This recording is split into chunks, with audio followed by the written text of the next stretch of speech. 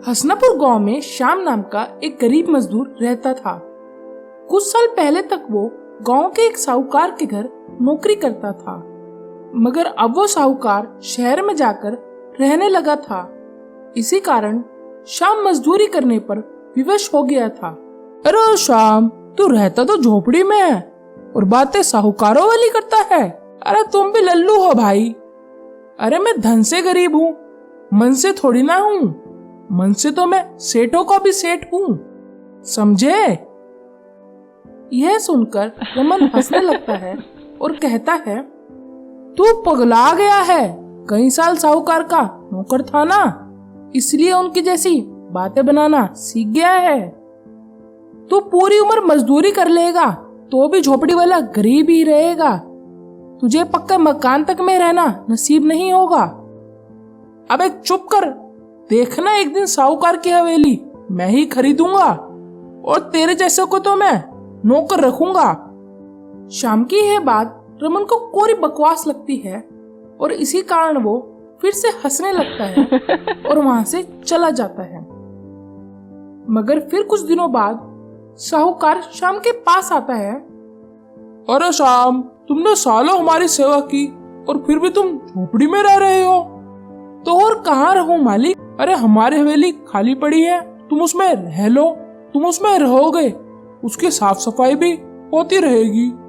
ठीक है मालिक, जैसी आपकी इच्छा।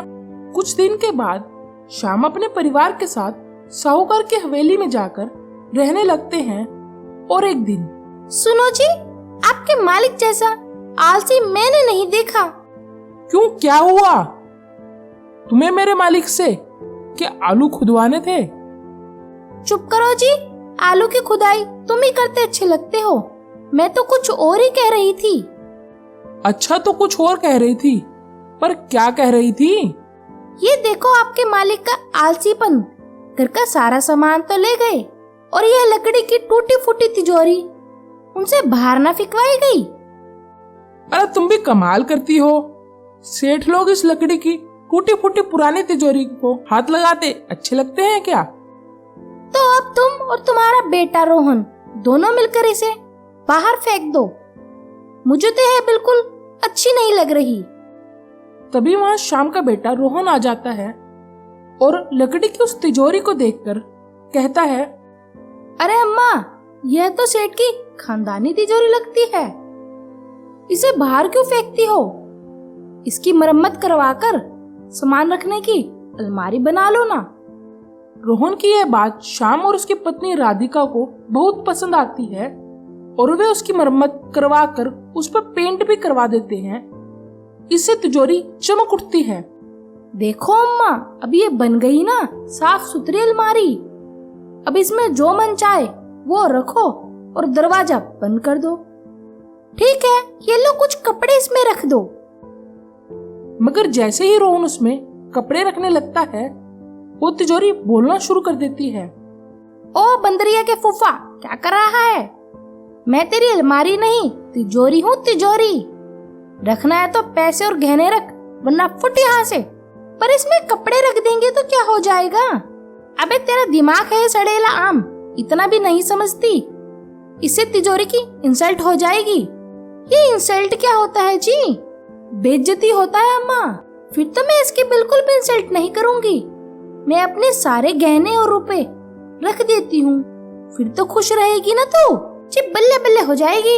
राधिका के पास जो भी गहने रुपए थे, वो उन सब को तिजोरी में रखकर उसका दरवाजा बंद कर देती है। और जब अगले दिन दरवाजा खोल कर देखती है तो उसका मुंह खुला का खुला रह जाता है। अच्छी सुनते हो, बल्ले बल्ले हो गई। एक सोने की अंगूठी की 100 सोने की अंगूठी और 1000 रुपए के पूरे 1 लाख रुपए बन गए। शाम आकर देखता है, वो भी हैरान रह जाता है और खुशी से फूला नहीं समाता। अरे हमारा तो भाग्य ही चमक गया। यह तिजोरी नहीं, खजाना है, खजाना। अब तो मैं शाम सेठ बन जाऊंगा और तुम सेठानी। रुपए और सोने को बार बार तिजोरी में रखकर उन्हें 100 गुना बढ़ाता जाता है और फिर वह सचमुच गांव में सबसे धनी सेठ बन जाता है। अरे सुनती हो, अब तो हमारे पास बहुत सारा धन आ गया है। मैं सोचता हूँ कि क्यों ना हम इस हवेली को साहूकार से खरीद लें। बिल्कुल खरीद लो जी। अब तो आप सेठ के भी सेठ बन गए हो। अब भी साहूकारी नहीं दिखाओगे तो क्या ऊपर जाकर दिखाओगे? सुनो, ऊपर जाने वाले की बात मत करना। पत्नी से इजाजत मिलते ही श्याम हवेली को खरीदने के लिए शहर में साहूकार के पास पहुंच जाता है। क्या तुम मेरी हवेली खरीदना चाहते हो? औकात क्या है तुम्हारी? अजी, आप मुझे नौकर समझने की भूल मत करना। आप तो हवेली की बात कर रहे हो, मैं आपके सारे खेत तक खरीदने की औकात रखता हूँ। श्याम की यह बात सुनकर साहूकार हैरान रह जाता है और कहता है, क्या नोट छापने की फैक्ट्री लगा ली है तुमने? ऐसे ही समझ लो। बेचनी है तो बताओ, पूरे एक गठरी नोट दूंगा। तो ठीक है, तू मुझे नोट दे। आज से वो हवेली और मेरे खेत सब तेरे हुए। श्याम के पास तो नोटों के ढेर लगे थे, इसलिए वो साहूकार को नोटों की एक भारी गठड़ी देकर उसकी हवेली और सब खेत अपने नाम करवा लेता है। तिजोरी जी, तुम्हारी कृपा से आज मैं गांव का सबसे अमीर आदमी बन गया हूँ। अगर तुम्हारी कोई इच्छा हो तो मुझे बता दो। अरे श्याम, तू तो घोचू है। तू गधों का भी गधा है। तू इतना भी नहीं जानता कि देने वाला लेने वाले से कुछ नहीं लेता। मूर्ख, मुझसे तो जितना ले सकता है उतना ले ले, लेकिन कभी घमंड मत करना और गरीबों की खूब मदद करना। यह तो मैं करूँगा। यह नहीं करेगा तो फिर से तुझे मजदूरी पर ला दूंगी, समझा भूतनी के? आप बहुत बढ़िया बोलती हो। अबे चुप कर भूतनी के। बढ़िया बोला तो मैंने 2 साल पहले ही छोड़ दिया था।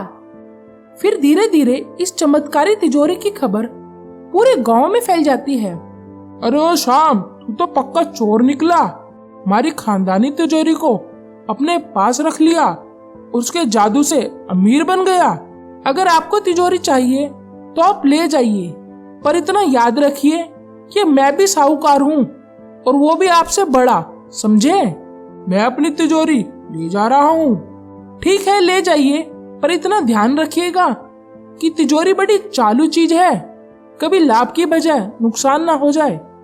साहूकार उस तिजोरी को शहर ले आता है और फिर उसमें सारे रुपए पैसे सोना चांदी रख उन्हें 100 गुना करने की कोशिश करता है, मगर उसके हाथ कुछ नहीं आता, क्योंकि तिजोरी उसके सारे रुपए सोने चांदी को 100 गुना बढ़ाने के बजाय राख का ढेर बना देती है।